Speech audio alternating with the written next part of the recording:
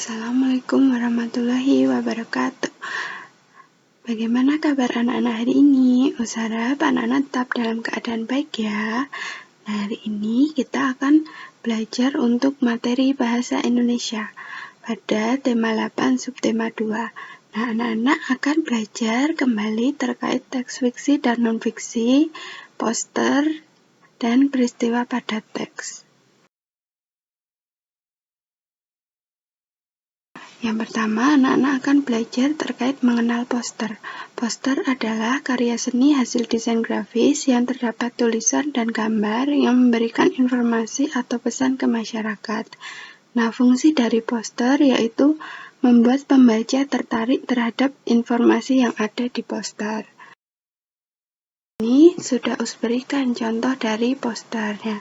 Untuk poster yang kiri itu terkait sampah, dan yang kedua itu terkait virus corona.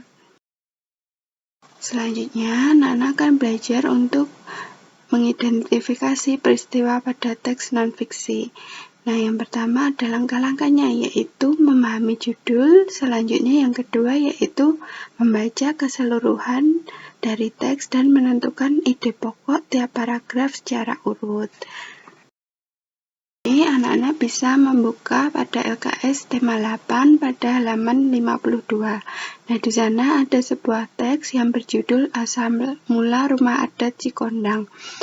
Nah, di sini Us akan ajarkan contoh menentukan informasi pada teksnya. Nah, tadi sesuai dengan langkahnya, anak-anak membaca judul terlebih dahulu, karena judul dalam teks tersebut menandakan atau memberikan penjelasan dari seluruh teks yang ada. Nah, setelah anak-anak membaca judul, kemudian membaca keseluruhan teks dari paragraf 1 hingga 4. Setelah anak-anak membaca sampai selesai, kemudian anak-anak menentukan ide pokoknya dari setiap paragraf secara urut dari paragraf 1 hingga 4. Di sini sudah memberikan informasi penting dari asal mula Rumah Adat Cikondang dari teks tadi yang berjudul Asal Mula Rumah Adat Cikondang. Nah, ada 4 poin sesuai dengan ide pokok dari setiap paragrafnya. Nah, pada paragraf pertama, informasi penting yang diperoleh yaitu awal mula daerah ada yang namanya seke atau mata air yang ditumbuhi pohon besar yang dinamakan kondang. Selanjutnya tempat ini dinamakan Cikondang atau Kampung Cikondang. Nah, hingga pada paragraf 4 terdapat informasi penting yaitu pada tahun 1942 terjadi kebakaran besar yang menghanguskan semua rumah kecuali bumi adat. Nah, selanjutnya setelah anak-anak belajar untuk menemukan informasi pada teks, anak-anak akan belajar terkait rangkaian peristiwa dalam teks non-fiksi. Kemarin anak-anak sudah belajar ya, apa perbedaan dari non-fiksi dan fiksi. Nah, kalau non-fiksi itu sesuai dengan kenyataan, benar terjadi, faktual atau sesuai fakta, jelas dan akurat. Nah, untuk yang fiksi, kemarin apa anak-anak? Ya, benar ya, kalau fiksi itu sesuai dengan imajinasi, tidak nyata, atau hanya khayalan. Nah, pada alur cerita non-fiksi atau teks non-fiksi terdapat 3. Yang pertama yaitu bagian awal. Nah, untuk pada bagian awal itu biasanya berupa pengenalan anak-anak. Nah, pengenalannya ada tokoh, tempat, situasi, dan waktu. Nah, selanjutnya pada bagian tengah di sini biasanya mulai muncul masalah hingga nantinya ada yang namanya klimaks atau puncak masalah.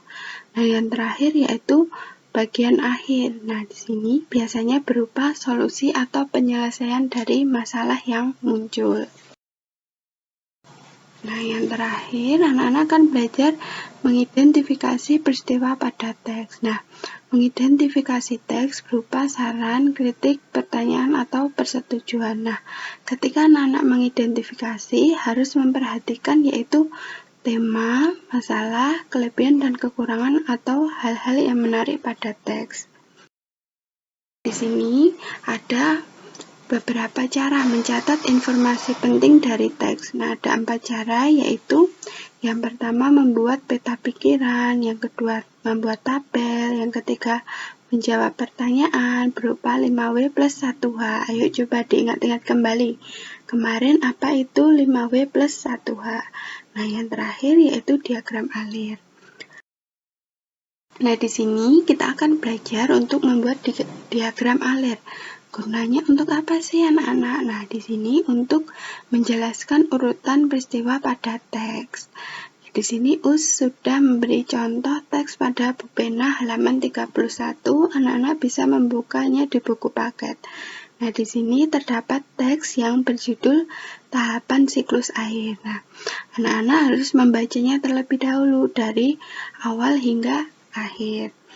Nah, selanjutnya anak-anak tentukan kata kunci dari setiap kalimat utama pada teks tersebut. Nah, di sini diagram alirnya, yaitu sesuai judul, yaitu tahapan siklus air.